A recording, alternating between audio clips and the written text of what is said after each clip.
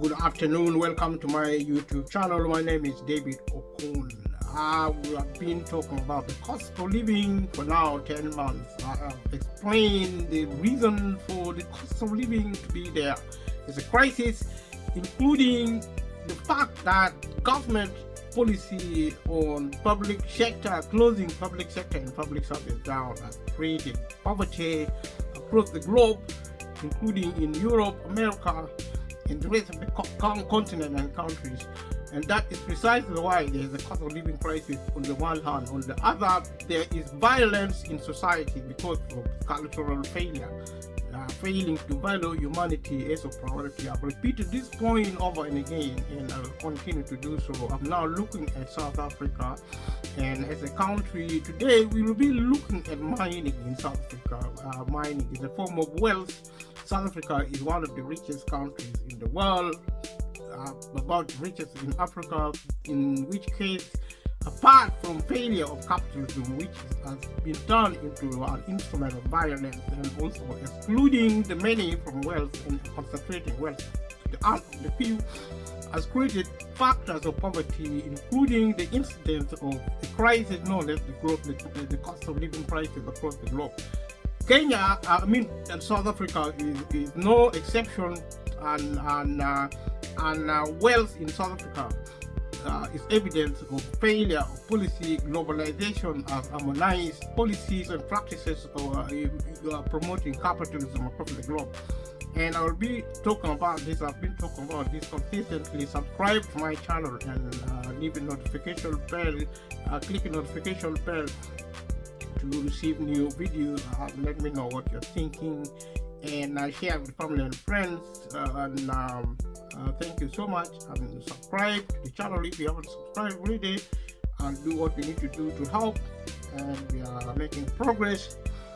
Mining in South Africa, we're looking at Two Rivers mine in Steel Port, Limpopo, owned by both African Rainbow Minerals and Impala Platinum Holdings Limited. This is a private company. I would assume South Africa has always been a mining powerhouse. Until 2006, South Africa was the world's largest gold producer for almost a century. By the end of 2009, gold mining in South Africa has been declining rapidly, having produced 205 metric tons of gold in 2008 compared to 1,000 metric tons produced in 1970, almost 80% of the world's mine supply at the time.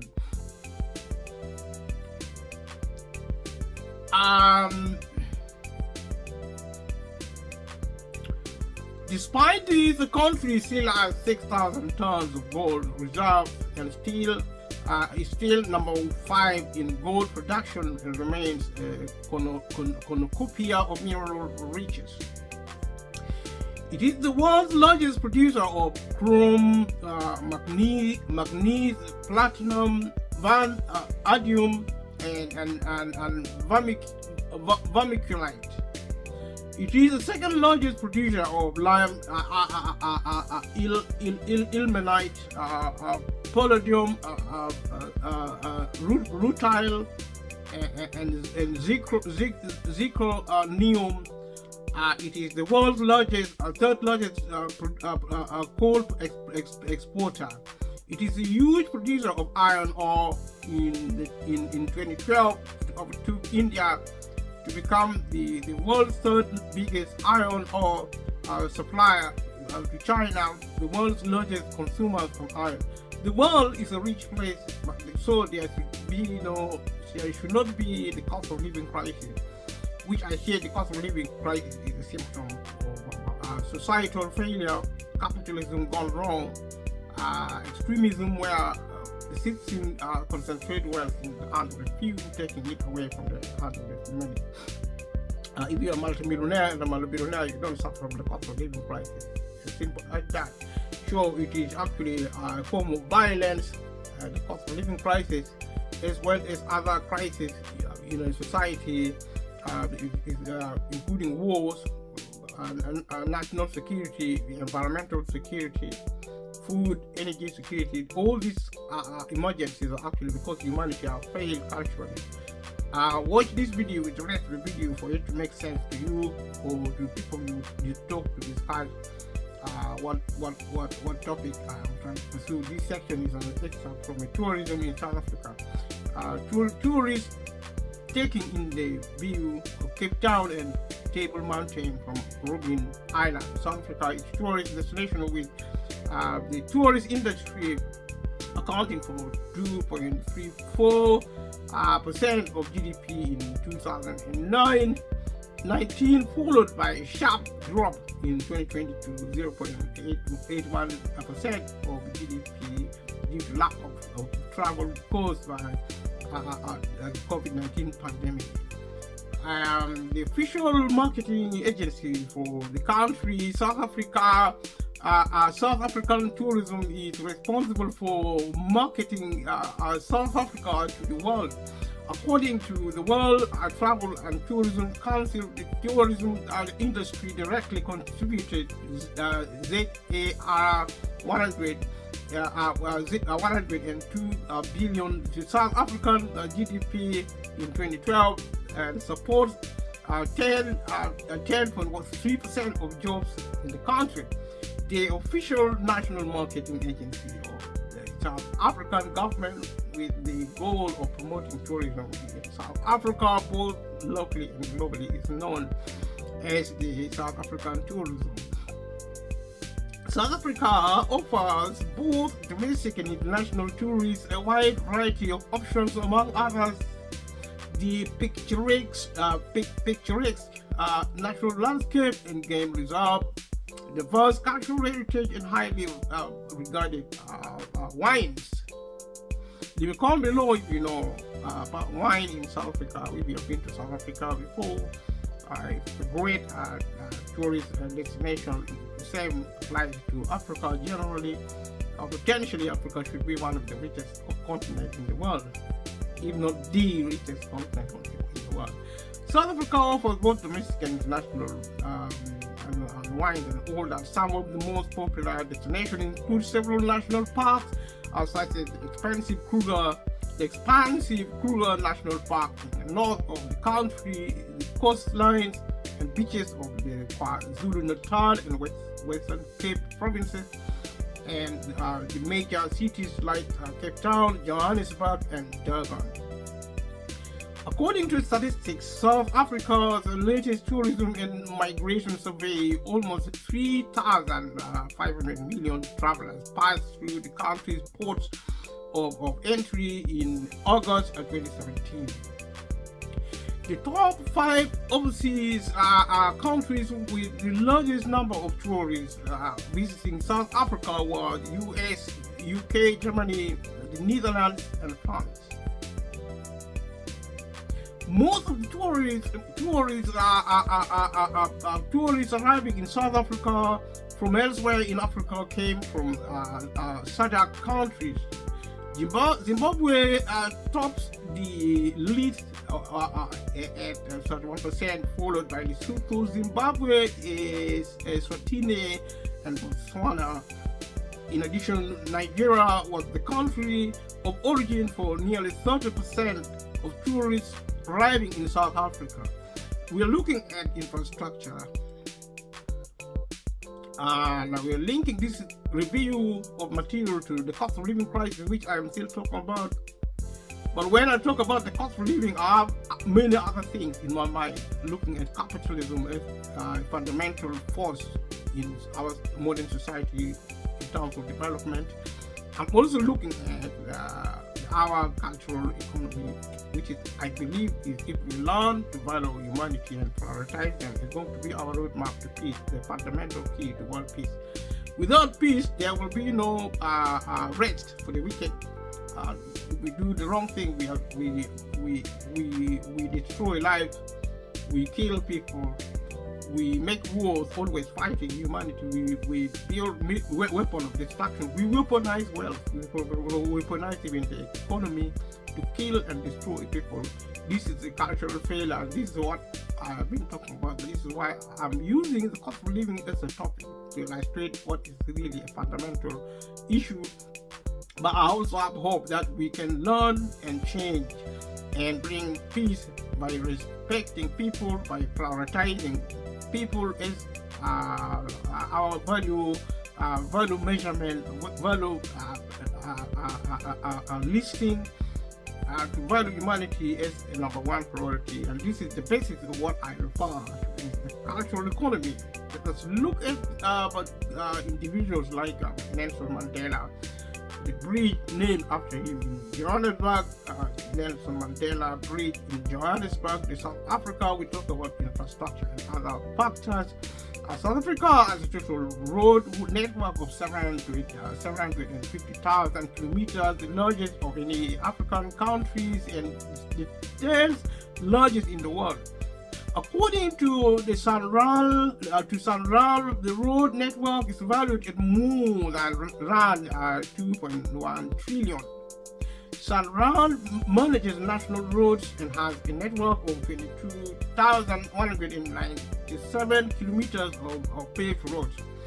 I have always had issue with private companies running a public sector, which road is part of it, because it makes it costly if private companies are left to run public services. Infrastructure like road will shut down because running them, maintaining them will be too costly. Private companies, small, medium, and large companies are there to make money for themselves. I'm not trying to say anything is wrong with that.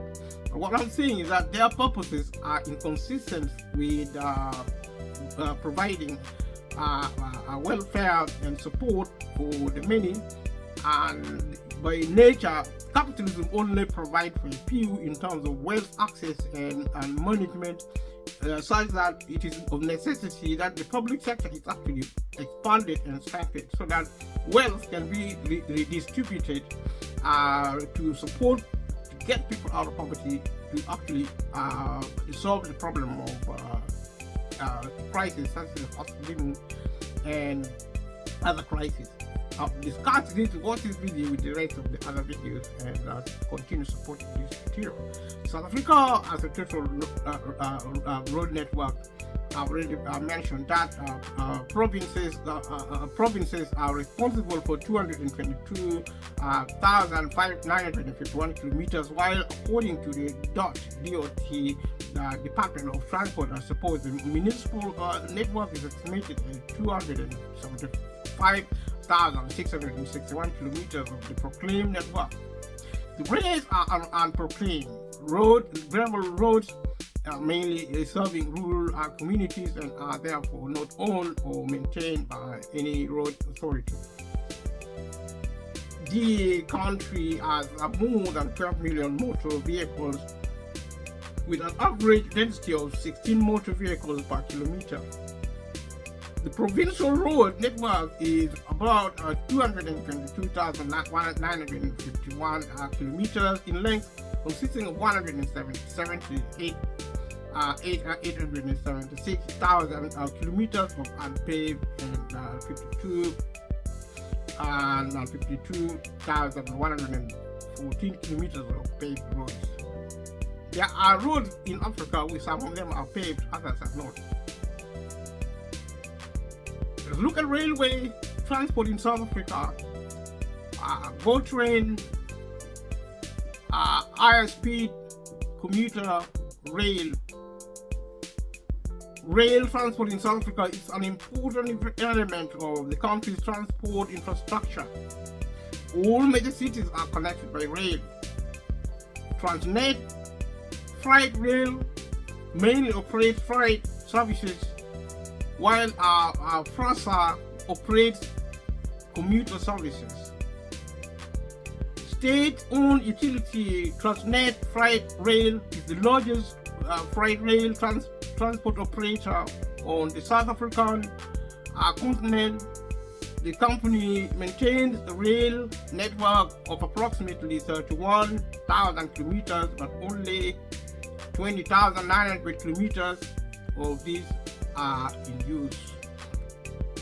When we talk of facilities being available but they are not used, sometimes it is because the private sector owning this infrastructure are shutting them down to cut costs. And that is also the basis for my disagreeing with modern capitalism to shut down public sector, which should be there to provide public sector, public service. Because you see, this is a clear evidence that the current system is going to exclude the 90% or more of the population out of anything, including wealth, including health, including welfare, security, safety, everything. Watch the rest of the video because this is a continuation of discussing certain things in detail there. So I will be continuing to review this rather more quickly than as usual. South Africa's railway system is the most developed and largest in Africa, as well as the 13th largest in the world. However, freight passengers and port capacity shortages remain a severe constraint in domestic and national and regional trade. Coal and iron ore are mainly transported on these lines. The country's rail network carried nearly 230 million tons of freight in 2017. However, this has declined to 179 million tons in 2021. Let us look at airports as the transport infrastructure and facility of South Africa. South African Airways Airbus A340 at the Munich airport in Germany. I suppose South Africa has international airports in 6 cities: Johannesburg, Cape Town, Durban, Port Elizabeth, Kimberley, and Nelspruit. As of 2021, South Africa had 407 airports, making it the leading country in Africa in terms of airport ownership, and the country ranked at 20th globally. The 4 major airports in South Africa are Tambo International Airport in Johannesburg, Cape Town International Airport, King Shasha International Airport in Durban, and the Chief Dwight Sturman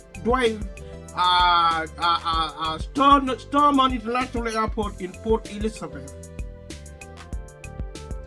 OR Tambo International Airport in Johannesburg is Africa's largest and busiest airport, which receives over 21 million passengers a year. During the 2022 Skytrack World Airport Awards, Cape Town International Airport was voted the best airport on the African continent for the 7th consecutive years.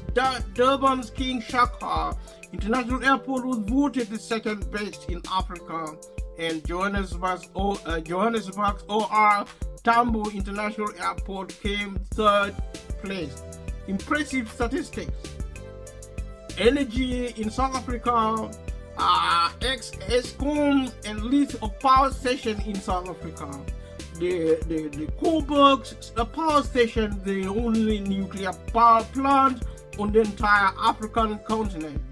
South Africa has a very large energy sector and is currently the only country on the African continent that possesses a nuclear power plant. The country is the largest producer of electricity on the African continent, and it ranks 21st globally.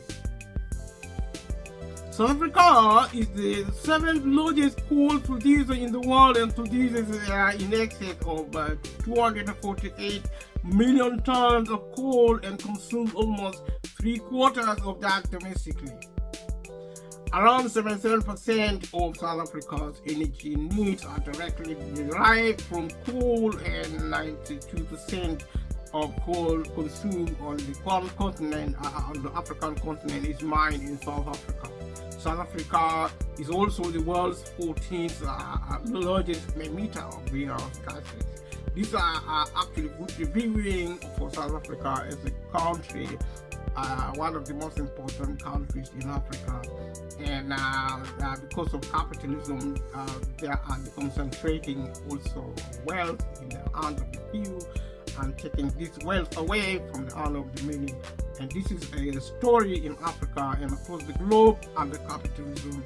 And this is the cause of the cost of living crisis. If policies are to be revised, we are at the front of development. If policies are to be revised, where government slow to step on the brake, stopping privatization of the public sector, which should be providing public services like transportation. If the government across the globe, I'm not saying South Africa alone is able to do that, but South Africa can actually work with the rest of African countries. There are a lot of political and economic, social, cultural infrastructure. They're all there in Africa. There across the globe. All you need is political will and the cultural enlightenment to see development and wealth, including capitalism as a system, to be there as a priority to serve humanity. First, this is my idea of culture. Respect, following humanity first, and following the rest of the thing. We value wealth, we value infrastructures, we value systems, we value power, we value individual liberty, everything we value it, except we are supposed to value humanity first, putting people first before any of these things. And that is what is lacking, what is causing events such as the cost of living crisis, wars around the world. We cannot have peace unless we change our culture, our attitude, our learning, and our commitment in changing the way we treat people, and using the public sector as an emergency policy, public policy, and the public sector to provide public service as a matter of emergency to get the rest of the population out of poverty in the first place, supporting them hopefully with the help of technology and other infrastructures. For them, some of them, I don't expect under capitalism everyone to be wealthy. Some people will never get wealthy, but what we need is it is the possibility, real possibility to get everybody out of poverty.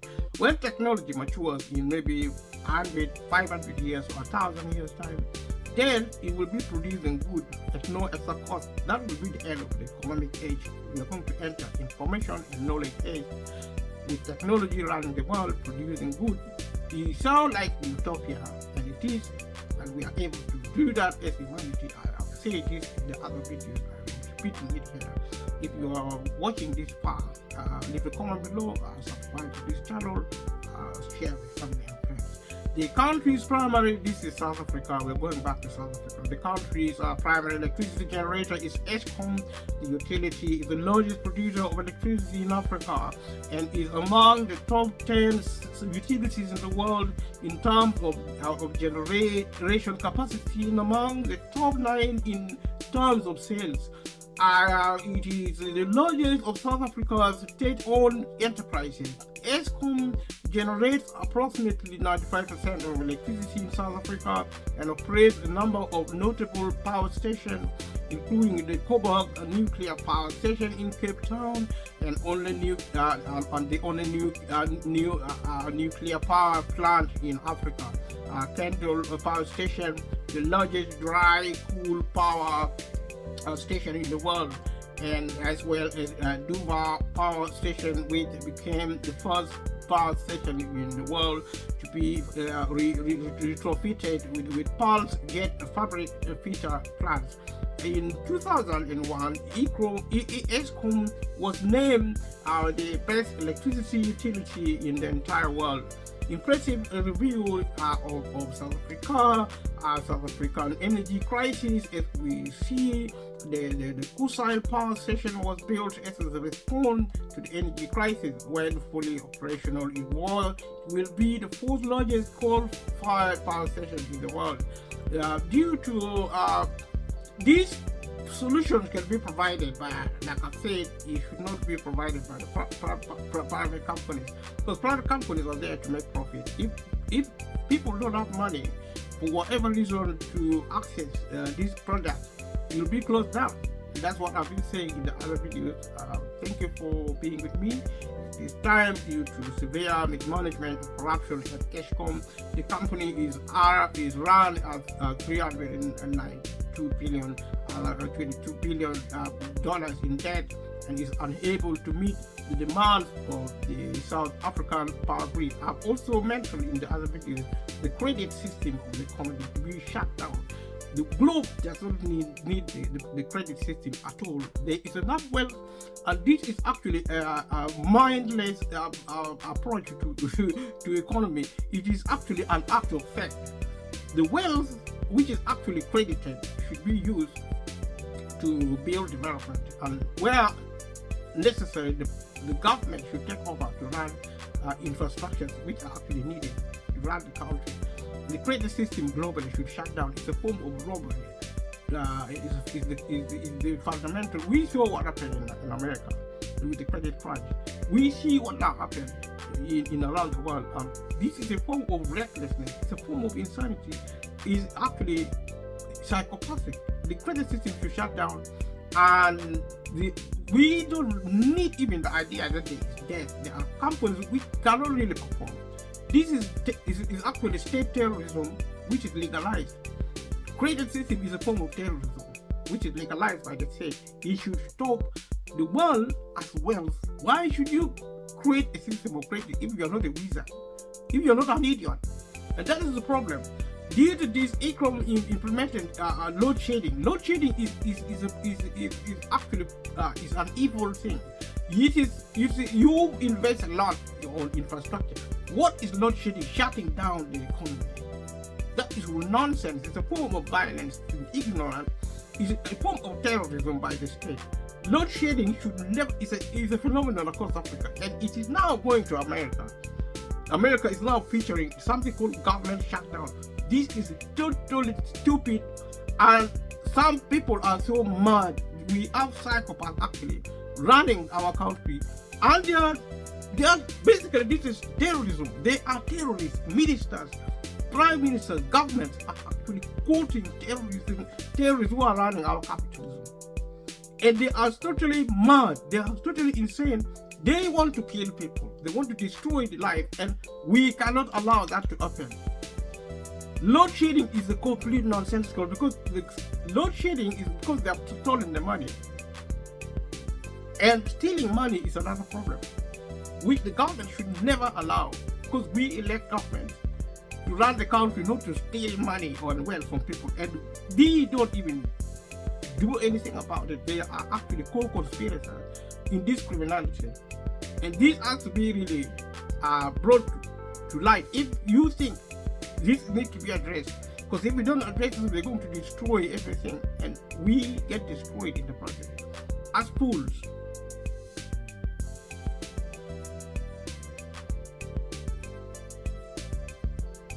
Load shedding is nonsense, which is periodically switching off electricity, specific power grids in specific time frames.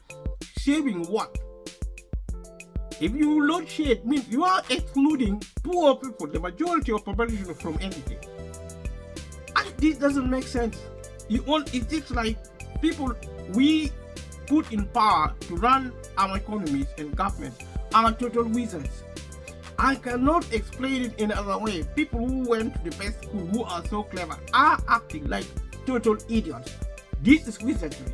It's evil, and it is so violent. It's a form of terrorism by the state. It has to stop. Wherever it happens. In South Africa,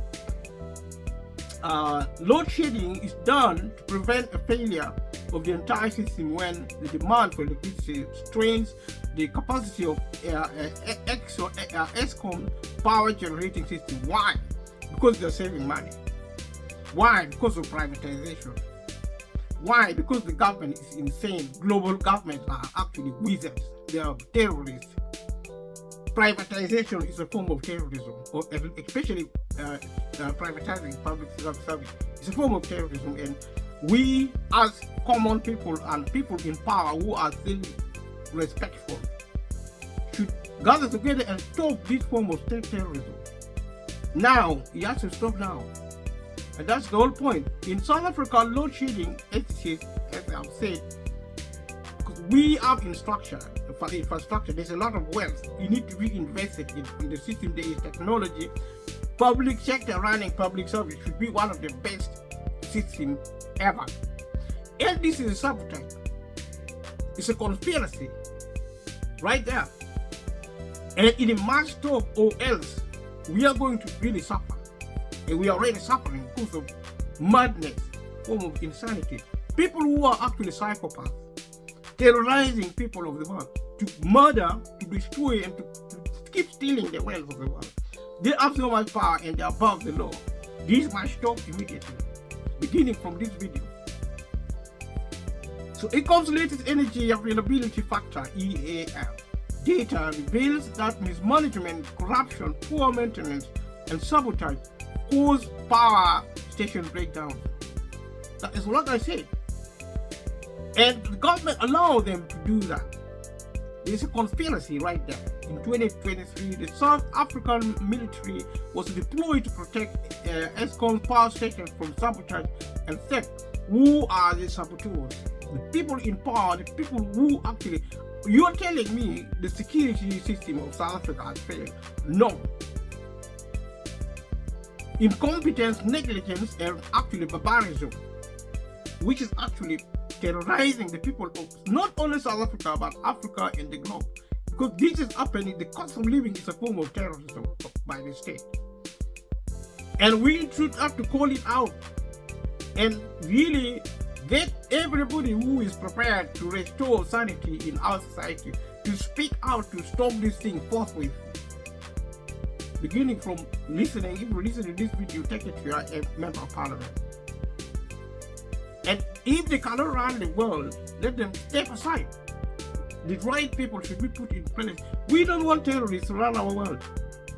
In the first place, killing, destroying lives, killing the majority of the population, terrorizing the world. We cannot allow this to happen. This is our life. And this should stop immediately. That's the bottom line. It doesn't matter who you are, because we are humans. We have rights to exist. And you are not going to do anything. If you want to intimidate us because you have power, do so. But you see, you will not succeed. You, in your madness, in your insanity, you think you will succeed. You will not. You will fail, because we are humans and we are going to stay here. We are not allowed terrorists who we let even in government, colluding with people who run the economy, stealing the wealth of the world, and sabotaging systems which people need to use. That is what created the cost of living crisis. That's what created the financial crash of 2007, 2008. That is what COVID might even have been created through. We don't know how COVID came as a pandemic. Maybe some terrorists, state terrorists within the government created COVID-19. We don't know, because they operate in secrecy. But what we know is violence is overwhelming. It's going to destroy us, and we cannot keep quiet. And because we speak, therefore we will win. It doesn't matter how much suffering you put us through, we will win, because we are human. If you have ceased to be human, you are probably an alien. Leave, because humans are not going to walk away quiet. Some of the things being done within the government now is despicable. Is even, we don't have even the words to describe it, and it will stop, because we are humans. We will go nowhere. We will succeed and bring peace and get rid of terrorists who are now running our economies, who are now running our government. We will remove them. But before we do that, we ourselves should learn our culture, respecting people. This is the product of disrespect, of devaluing people, treating people worse than you treat wild animals. And people who are going to take over should learn first to respect people. Otherwise, we are going to replace evil with evil. That will not even be worse. And that is not going to happen. What we are going to do, we are going to learn to respect ourselves. Even if we are poor or rich, we will do that, because that is our survival medicine now and in the age to come. And that is going to happen.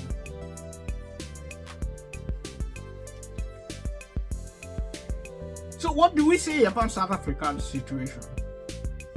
Eskom's latest energy availability factor, EAF, data reveals that mismanagement, corruption, poor maintenance, and sabotage caused power station breakdown. Who is doing that? In 2023, the South African military was deployed to protect Eskom power station from sabotage and fire. Who was sabotaging that? And what did the military do? So what is this? Why is there the cost of living crisis? Why don't you take the military to solve the problem with the cost of living crisis? To take money, take the army to go to the super rich and take the money and give it to people who are now languishing in poverty, the majority of the population. If you think you are clever now, if you are not clever, shut up. And people who should now take over should start learning respect and doing things differently. And that is going to happen. Because people like me who understand the need for respect is speaking, and people like me are out there, they will join. And this is the beginning if it hasn't begun somewhere else, because good will triumph over evil in the end. That is why I'm talking, and I will not stop talking. Whether it is on YouTube or elsewhere, this discussion will not go away. And because I speak, I sow a seed for survival. Respect for humanity. Do not abuse people. Period. Doesn't matter who you think you are, doesn't matter how rich or powerful you are, you will fail because we are the people. We preserve our culture. We respect, so we exist. So we try to succeed, to get rid of evil and replace it with good. Good means respecting people, protecting people, looking after people. You don't treat people like dogs. We have decades of slavery. Especially if you are an African, suffering. You see, the wealth created today has been created by blood and butchery and barbarism, by uncivilization. But we will take civilization out of uncivilization and triumph. We must achieve victory, beginning now, as I speak. In 2007, ICRON started the construction of the Kusli and Medupi power station. The two mega power station will be the largest dry cool power station in the world and among the largest power station in the world, scheduled for competition in 2014. However, these power stations have never met their deadline date, with only half of their 6 units completed and operational, mainly caused by long delays and massive cost overruns exceeding more than $300 billion and $6 billion, $16 billion for the two power stations combined, and are only expected to be completed by 2024 or 2026. Stop complaining about cost. Nothing to support life in modern times. Don't stop complaining about cost. There is money. You in power are holding money. You're holding wealth. You don't want to invest. You don't want to get the majority of the people out of poverty. And you are doing this deliberately because you think people do not deserve to exist. You want to kill people by starving them energy, food, housing.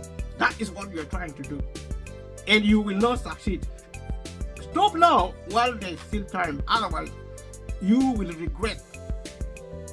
Because we speak. So we take back our countries.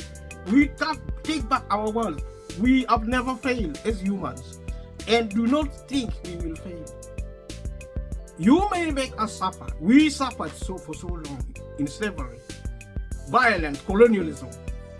Not just in Africa, but all the continent. There have been persecution.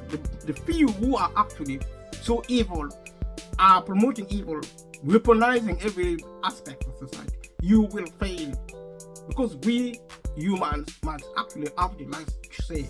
If you destroy people, if you disrespect people, you treat people less than garbage, you are not human. You don't actually qualify to be a human being, and you will fail. Because this is our world. The earth belongs to humanity. It doesn't matter what you think, it's irrelevant. Doesn't matter how much power you are in, you think you are invincible, but you are not.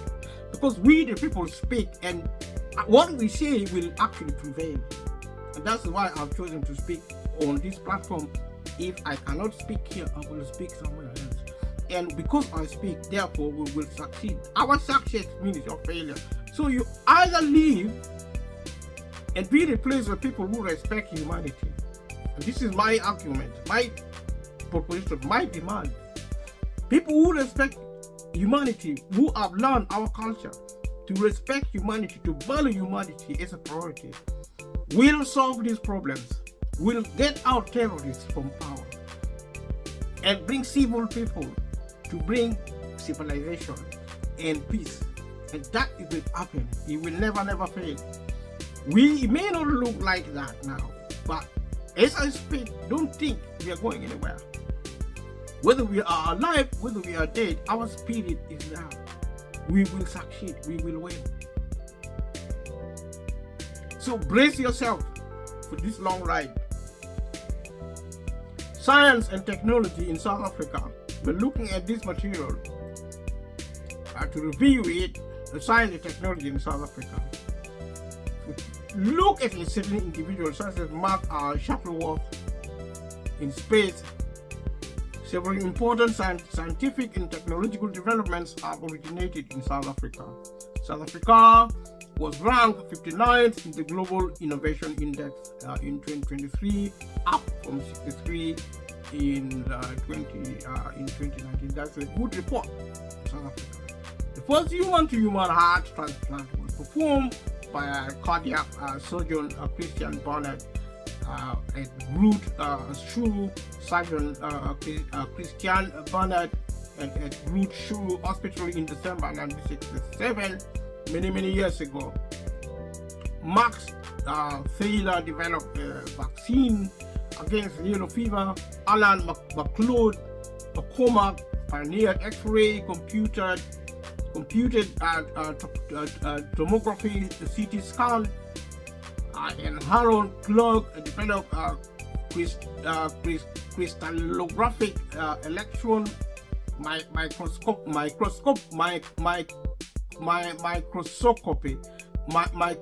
microscopy techniques. Cormack and Clark received Nobel prizes for their work. That is commendable. Grateful for men of great feat doing good, but we cannot throw those achievements, this development, we cannot throw it to the dogs who do not deserve to be in power, who do not deserve to have wealth. You will be overthrown. We will speak and you will leave. We will speak and you will leave. That's the power of our word. You will actually leave power, and we will replace you by people who are peaceful, who respect humanity, who is prepared to value humanity, to protect humanity from catastrophe, the type of which you are actually now promoting. You think you are invincible. Your days are numbered. Every good people should congregate to take over from idiots, from crooks, from murderers, from looters. You have your chance. Get out and let right people take over. They will. Either directly or indirectly, you're going to leave. You are not allowed to continue any longer. Sidney Brenner won most recently in 2002 for his pioneering work in molecular biology. This is a development in medicine, and we welcome that, and it is powered by a system like capitalism. We welcome that, and yet still we need the people to be cleaned up by re-education, valuing humanity. If you don't value humanity, you are irresponsible and you are irrelevant. You are not allowed to be part of any process going forward from now. Mark Shuttleworth founded an early internet security company thought that was subsequently bought out by world leader Versailles.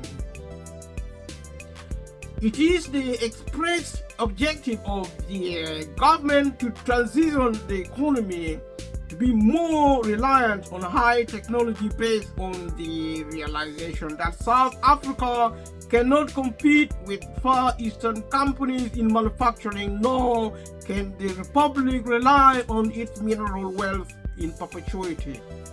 Fair statement. South Africa has cultivated a burgeoning astronomy community. It hosts the Southern African Large Telescope, the largest optical telescope in the Southern Hemisphere. South Africa is currently building the Karoo Array Telescope as a pathfinder for the 1.5 billion square kilometers array project. We're talking about South Africa. We're looking at feats of development and we are impressed by South Africa.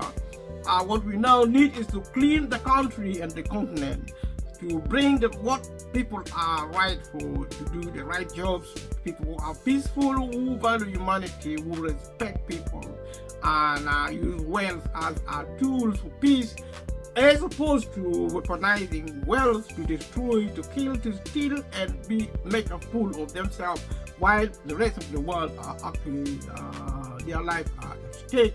But I say this because we have decided to speak and we have become winners. It is only a matter of time we will get our independence from terrorists who now wear sheep clothing.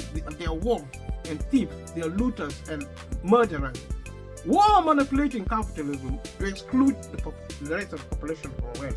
They will fail. They have already failed because we know them and we're going to get them. So let us talk about South Africa. Let's talk about transport in South Africa. My city bus in Cape Town, for example, look at this material to review it and link this to the real world of capitalism, modern capitalism, and the new cultural economy. In prospect, modes of transport include roads, railways, airport, water, and pipelines for petroleum oil. The majority of our people in South Africa used informal minibus taxis as their main mode of transport.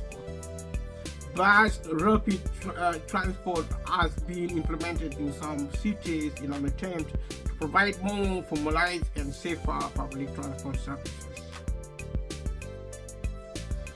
These systems are being widely criticized because of their large capital and operating costs. We cannot be complain about costs because this is public service.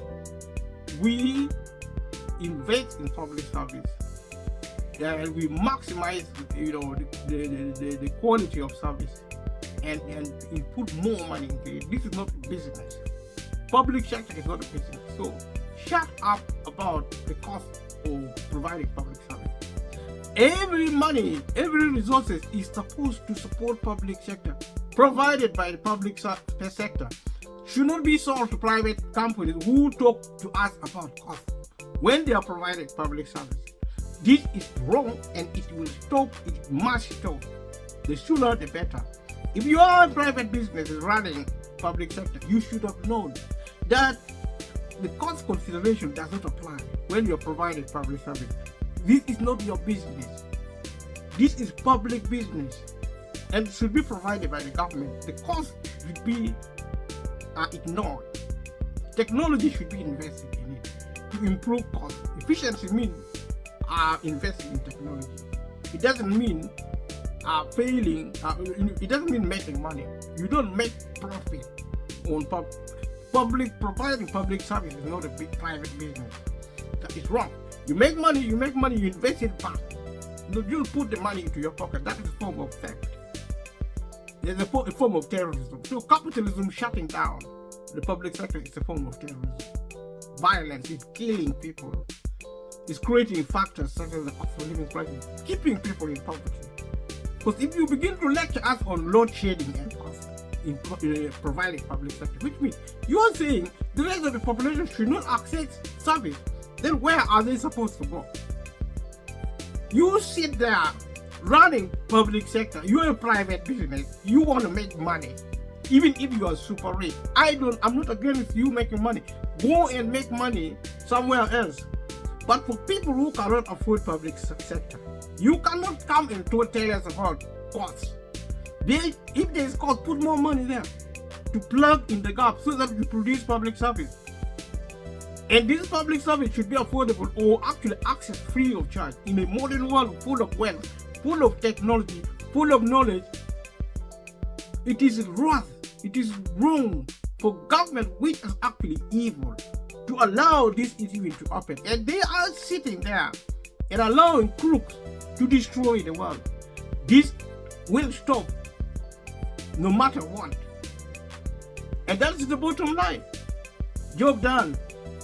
So we talk about South Africa to review this material to link it with all the other factors of society. So the majority of people in South Africa use informal minibus taxis as their main mode of transport. Bus rapid transit has been implemented in some cities in an attempt to provide more formalized and safer public transport services. These systems have been widely criticized because of their large capital and operating costs. What were you thinking? We are providing public service for the many. You go and cut costs providing public service for the few, for the super rich. But for the majority of the population, do not talk to us about costs. We don't want to hear. This is our countries, this is our continents, this is our world. We have rights to exist. South Africa has many major ports, including Cape Town, Durban, and Port Elizabeth, that allow ships and other boats to pass through, some carrying passengers and some carrying petroleum tankers. Look at water supply and sanitation. This is also a public sector to be provided by public service to be provided by public sector. Water supply and sanitation. South Africa is an example of what is happening around the world. The same thing to change in South Africa is also to be changed across the globe. Two distinctive features of the South African water sector are the policy of free basic water and the existence of water boards, which are bulk water supply agencies that operate pipelines and sell water from reservoirs to municipalities. These features have led to significant problems concerning the financial sustainability of service providers, leading to a lack of attention to maintenance. Sustainability arises when private companies begin to cut costs providing public service. These institutions should be nationalized, and anybody providing public service in a modern world full of wealth should shut up, take money from the rich who are actually throwing money to the dogs. Take money from them and provide public service, period. Do not lecture us on costs. These features have led to significant problems concerning the financial sustainability. Financial sustainability does not occur. We are rich in the modern world. These rich are being owed, wealth are being owed. They are being abused by the super rich who are actually terrorizing the rest of the population to destroy them. We have refused to comply. We have given you warning. Get out. Use your wealth peacefully or get out. These features are sustainability of service is a nonsense, leading to a lack of attention to maintenance. Maintain our service and give it back to the government if you cannot, because you're trying to save money, refusing, neglecting, so that you can shut it down like a wizard, which you are. And instead of practicing wizardry and violence on us, give our wealth back to the government to run it. If the government cannot run it, it should step aside and allow another government to take over to run it properly. We have had enough nonsense and we cannot allow it any longer. And that is the bottom line. Following the hand of apartheid, the country had made improvements in the levels of access to water As those with access increased from 66% to 79% from 1990 to 2010, that is natural. Because everybody needs water. It's a basic necessity. It's common sense. Sanitation access increased from 71% to 79% during the same period. However, water supply and sanitation has come under increasing pressure in recent years, despite the commitment made by the government to improve service standards and implement investment subsidies to the water industry, put more money into the public sector, and invest in state-of-the-art technology to provide public sector, including water supply, including sanitation. That is as simple as that. If you have a problem with that, talk to your constituents. If you are a politician, they know more than probably you. They are cleverer than probably you. They know simple issues which should not be complicated by politics and cultural violence.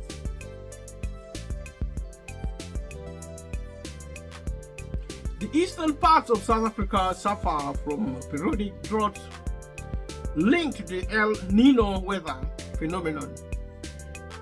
So it is a function of the government to deal with crises, including natural disasters. So we should not complain about it. We can highlight it, but we have wealth, we have technology, we have the knowledge. It shouldn't be a problem the way it is now being portrayed. Shut up if you're a government and get on with the work. We elect you to provide public service and do it.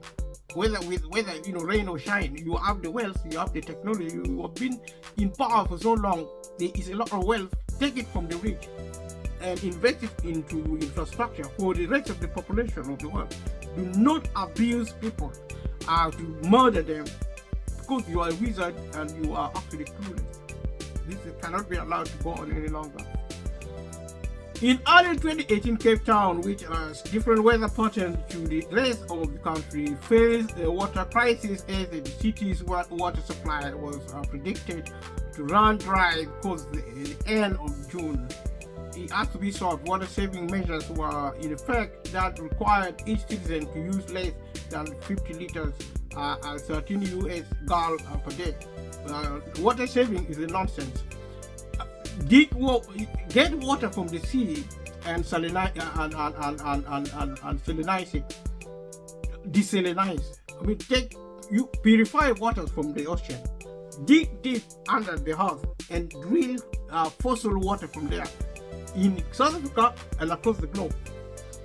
It can be done. The political will should be there.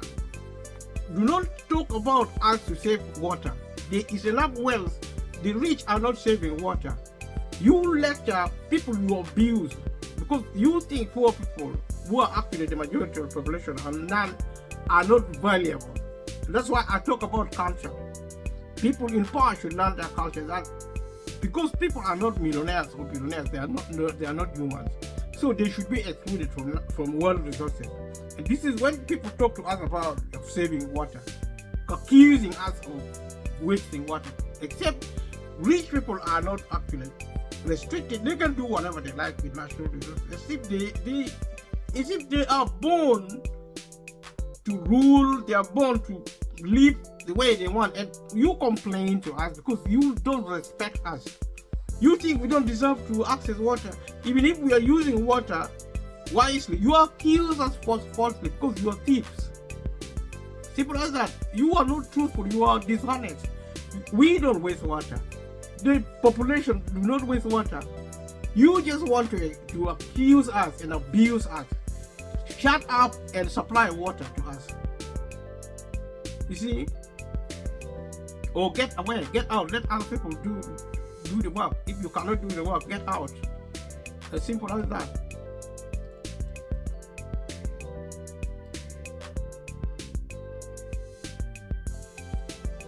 And shut up as well.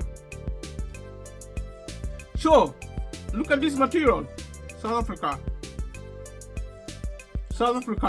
African black majority still has a substantial number of rural inhabitants who lead largely impoverished life. Why? If they're the majority, why are they suffering?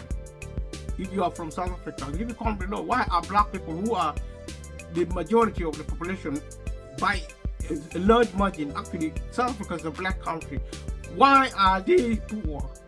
Why are black people poor in South Africa? One of the most richest, one of the richest countries in the world. Why are black people? Why is apartheid still continuing in South Africa now? Why do you discriminate against black people, treating them as if they are not humans? If you are not really interested, get out of the country and let black people, and black people should also shut up and start respecting themselves. You see, I don't want to see black people in South Africa behaving like wild animals, like monkeys, like chimpanzees. I don't know what else. Gorillas, baboons, treating fellow black people as if they are. I mean, poverty does not qualify you to be ignorant.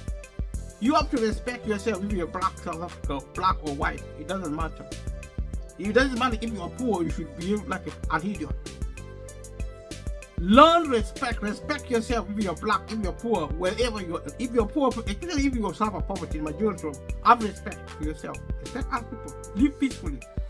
And then we have the right, we gain the right to speak to people who are wrong, who are in power, to get out.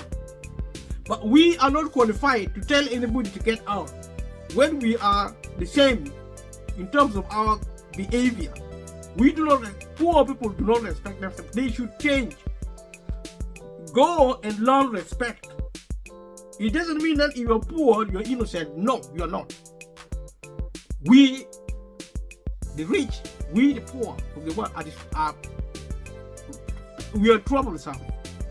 Because we do not respect ourselves. We don't respect. We need to change. Why are we fighting in families? Why are we fighting in communities? Why are we fighting on the street?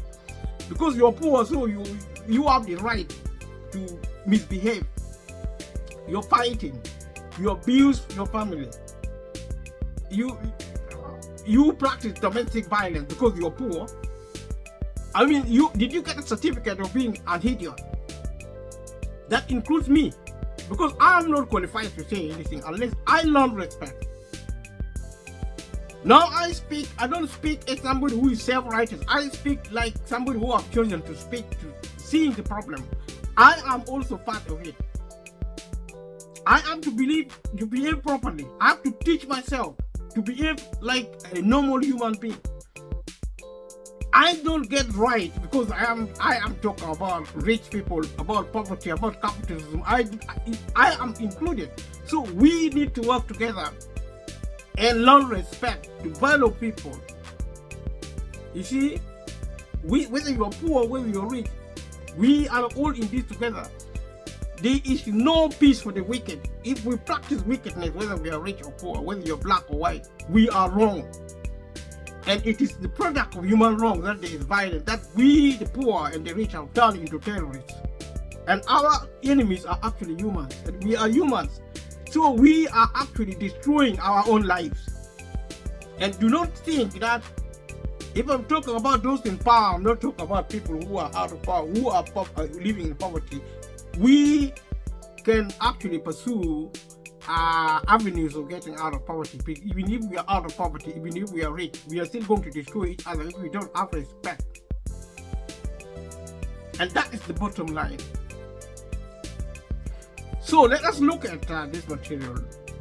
It is among these people that cultural traditions survive most strongly, as blacks have become increasingly urbanized and westernized. Aspects of traditional culture have declined.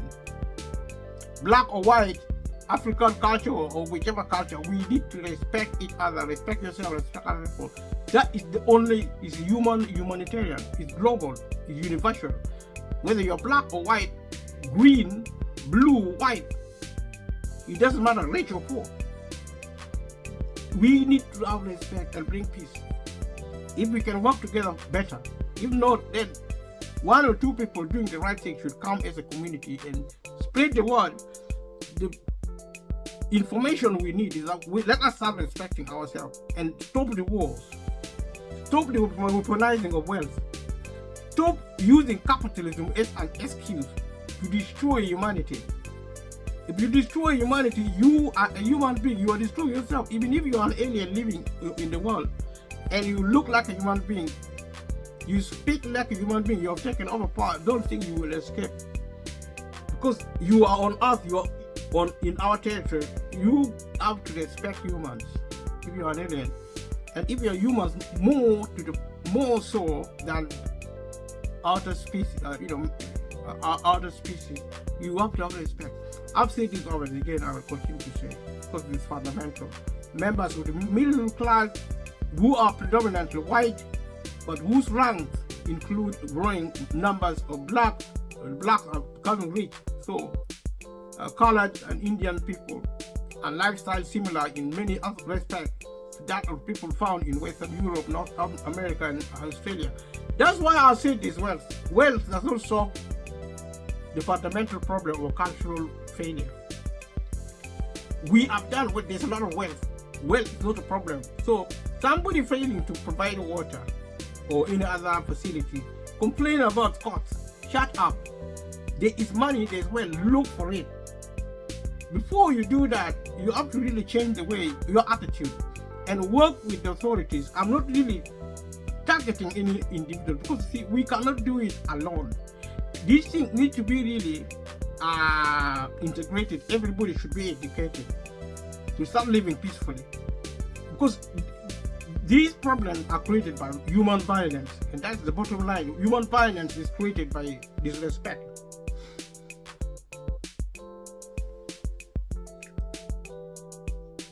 Looking at rock painting by the San people,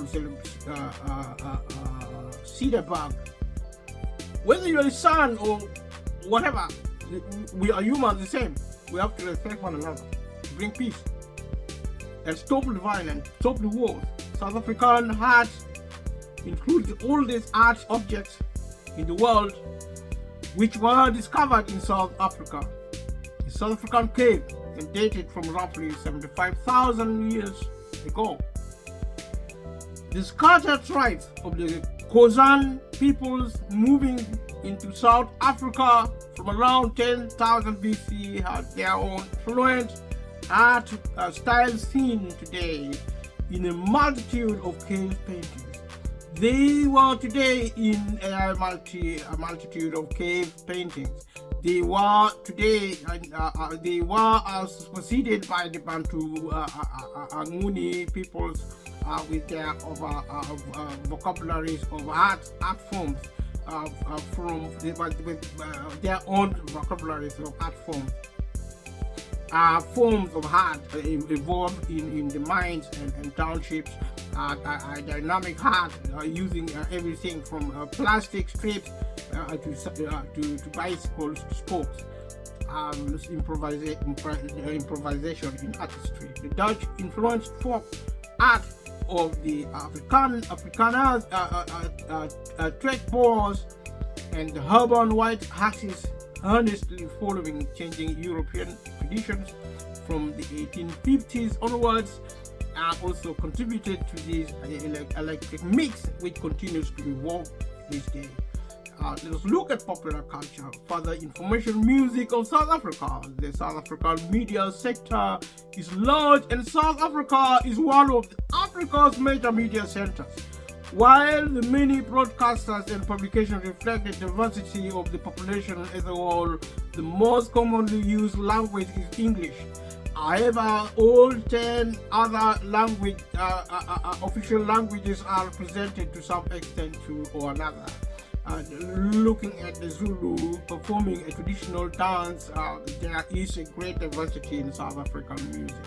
Black musicians have developed unique styles called Kwaito and Amapiano, that is said to have taken over radio, television, and magazines. Of roles in Brenda Fassie, who launched to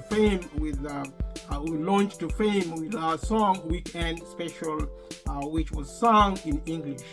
More famous traditional musicians include Ladysmith Black Mambazo, while the Soweto String Quartet performs classical music with an African flavor. South Africa has produced world-famous jazz musicians, notably Hugh Masekela. We have Jonas Gwangwa, Abdullah Ibrahim, Miriam Makeba, Jonathan Butler, Chris McGregor, and Satima B. Benjamin. A vibrant country full of riches, artistry, cultural artifacts and centers of the globe. Afrikaans music covers multiple genres, such as the contemporary Steve Hofmeyr, the punk rock band Foko Poliseka, and the singer-songwriter Jeremy Loops. South African popular musicians that have found international success include Manfred Mann, Johnny Craig Lake, Rap Rave, Do Die, Antwood, Rock Band, Shita, rappers such as Aka, Nasty C, and Casper Nyovest, which gained notoriety in other avenues like the BET Awards for Best African Acts. This is South Africa. Although few South African film productions are known outside South Africa, many foreign films have been produced about South Africa. Arguably, the most high-profile film portraying South Africa in recent years was District 9 and its upcoming sequel. Other notable exceptions are the film Shots Here, which won the Academy Award for Foreign Language Film at the 78th Academy Award in 2006, as well as the Carmen E. Kyle Litcher, which won the Golden Bear at the 2005 Berlin International Film Festival. In 2015, an Oliver Amanus film, The Endless River, became the first South African film selected for the Venice Film Festival. Let's look at literature of South Africa. And names like Alan Paton, anti-apartheid activist and writer. South African literature emerged from a unique social and political history. One of the first well-known novels written by a black author in an African language was Solomon Sekishu Plage Moody, written in 1930. During the 1950s, Drum magazine became a hotbed of political satire, fiction, and essays, giving a voice to the urban black culture. Notable white South African authors include Alan Paton, who published the novels Cry, The Beloved Country in 1948. Nadine Gordimer became the first South African to be awarded the Nobel Peace Prize Literature in 1991. J.M. Coetzee won the Nobel Prize in Literature in 2003. When awarding the prize, the Swedish Academy stated that Coetzee, in an innumerable guise, portrays the surprising involvement of the outsider. The plays of Athol Fugard have been regularly premiered in French theaters in South Africa, London Royal Court Theatre, and now New York. Olive Schreiner's story, The Story of an African Farm, 1883, was a revelation in Victorian literature. It is heralded by many as introducing feminism into the novel form. Breyten Bach was jailed for his involvement with the guerrilla movement against apartheid. Andre Brink was the first Afrikaner writer to be banned by the government after he released the novel A Dry White Season. cuisine, food, and similar entertainment, or African wine, South African wine, the Boboti, Melkot, Port Jacobs, the Cool Sister. The cuisine of South Africa is diverse, and foods from many different cultures and backgrounds are enjoyed by all communities, and especially marketed to tourists who wish to sample the large variety available. The cuisine is mostly meat-based and has spawned the distinctively South African social gathering known as the Braai, a variation of the barbecue. South Africa has also developed into a major wine producer. They are with some of the best vineyards lying in valleys around Stellenbosch, Franschhoek, Pearl and Bar, and Barrydale. Look at sports of South Africa. South Africa's most popular sports are association football, rugby union, and cricket. Other sports with significant support are swimming, athletics, golf, boxing, tennis, rugby league, ringball, pool, hockey, surfing, and netball. Although football soccer commands the greatest following among the youth, other sports like basketball, judo, softball, and skateboarding are becoming increasingly popular among the populace. Association football is the most popular sport in South Africa. Footballers who have played for major foreign clubs include Steven Pienaar, Lucas Radebe, Philemon Masinga, Benny McCarthy, Aaron McKenna, and Delron Buckley. Leave a comment below if you are from South Africa, if you know anything about the sports of South Africa. South Africa hosted the 2010 FIFA World Cup, and FIFA presided Sepp Blatter awarded South Africa a grade 9 out of 10 for successfully hosting the event. Player Benny McCarthy is also a first team coach for the English football club Manchester United. It hosted the 1996 African Cup of Nations with the national team Bafana going on to win the tournament. In 2012, the women's team also won the Women's Africa Cup of Nations, beating Morocco 2-1 in the final. Famous combat sport personalities include Baby Jacob Matlata, Buyani Bungu, Welcome Nsita, Dingan Sobela, Corey Sanders, Jerry Kotze, Brian Michel, and Dricos Duplessis. Durban Surfer Judy Smith won the 2010 Billabong J-Bay Open, making him the highest ranked surfer in the world. South Africa produced Formula One motor racing 1979 world champion Jody Scheckter.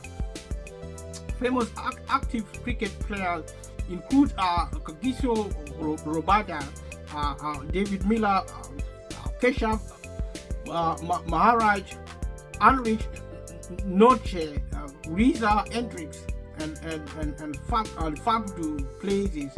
Most also participate in the Indian Premier League. So let's look at the Springboks. The Springboks on their tour of the country after winning the 2019 Rugby Cup. South Africa has produced numerous world-class rugby players, including Francois Pienaar, Jules van der Wees,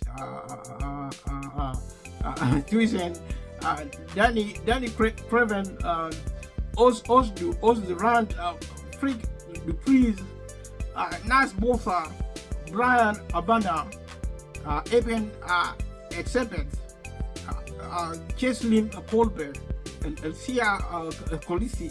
South Africa has won the Rugby World Cup 3 times, tying New Zealand for the most Rugby World Cup wins. South Africa first won the 1995 Rugby World Cup, which it hosted. They went on to win the tournament again in 2007 and 2019. Cricket is one of the most played sports in South Africa. It has hosted the 2003 Cricket World Cup, the 2007 World 2020 Championship.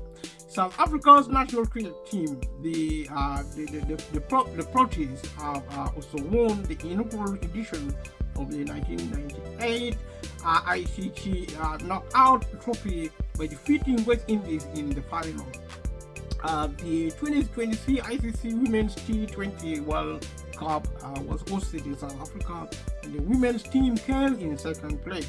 South Africa's national blind cricket team also went on to win the inaugural edition to the Blind Cricket World Cup in 1998. In 2004, the swimming team of Roland Schumann, Lyndon Fans, Darian Townsend, and Rick Nittling won the gold medal at the Olympic Games in Athens, simultaneously breaking the world record in the 4x100 freestyle relay. Penny Hens won Olympic gold in the 1996 Atlanta Olympic Games, and more recently, swimmers Tatjana Schoenmaker and Lara Van Niekerk have both broken world records and won gold medals on the Olympic and Commonwealth Games in 2012. Oscar Pistorius became the first double amputee sprinter to compete at the Olympic Games in London. In golf, Gary Player is generally regarded as one of the greatest golfers of all time, having won the Korea Grand Slam, one of the 5 golfers to have done so. Other South African golfers have won major tournaments, including Bobby Locke, Honey Health, Riti Goosen, Tim Clark, Trevor Immelman, Louis Oosthuizen, and Carl Swartzel. You may ask yourself, what is the relevance of this with the cost of living crisis? It means South Africa is rich, it's vibrant, it's a good country. It means it can change if they choose to do what is right, respecting humanity. This is providing that it's a normal country. People are capable of changing to bring even more normalcy.